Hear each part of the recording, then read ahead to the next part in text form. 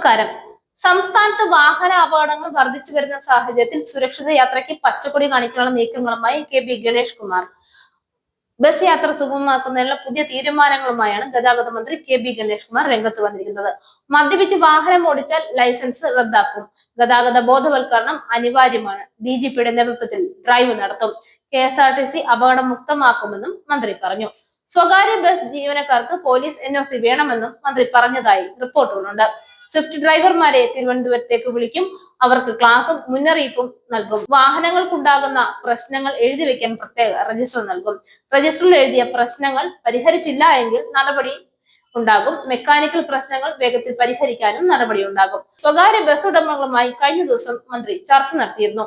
നിയമലംഘനം നടത്തി ആളെ കൊല്ലുന്ന സംഭവം വരെ സംസ്ഥാനത്ത് ഉണ്ടായിട്ടുണ്ട്. വാഹനങ്ങൾ ഇടിക്കുന്ന ദൃശ്യം ലഭിച്ചാൽ RTO വിലയിരുത്തും.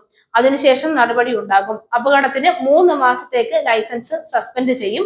മരണമുണ്ടായാൽ 6 മാസത്തേക്ക് പെർമിറ്റ് റദ്ദാക്കുമെന്നും മന്ത്രി ഗണേഷ് കുമാർ മുന്നറിയിപ്പ് നൽകുന്നു. പോലീസ് വെരിഫിക്കേഷനോട് കൂടി മാത്രമേ ഇനി ജീവനക്കാരെ തെരഞ്ഞെടുക്കാവൂ. AI ക്യാമറ വഴി 37 ലക്ഷം ചെല്ലാൻ അടച്ചിട്ടുണ്ട്. പ്രതിപക്ഷ നേതാവിന്റെ കേസ് കോടതിയിലുള്ളത് കാരണം ചെല്ലാൻ അയക്കാൻ കഴിയുന്നില്ല. 25 ലക്ഷം ചെല്ലാനുകൾ അയക്കാനാണ് നമ്മുടെ പരിധി. അത് അയച്ചു കഴിഞ്ഞു. അത് കഴിഞ്ഞാണ് 37 ലക്ഷം ചെല്ലാൻ അയക്കേണ്ടത്. വ്യവസായ വകുപ്പിനോട് കൂടി ആലോചിച്ച് കെൽട്രോണിൽ നിന്ന് ചെല്ലാൻ അയക്കാൻ ശ്രമിക്കുമെന്നും മന്ത്രി വ്യക്തമാക്കുന്നു.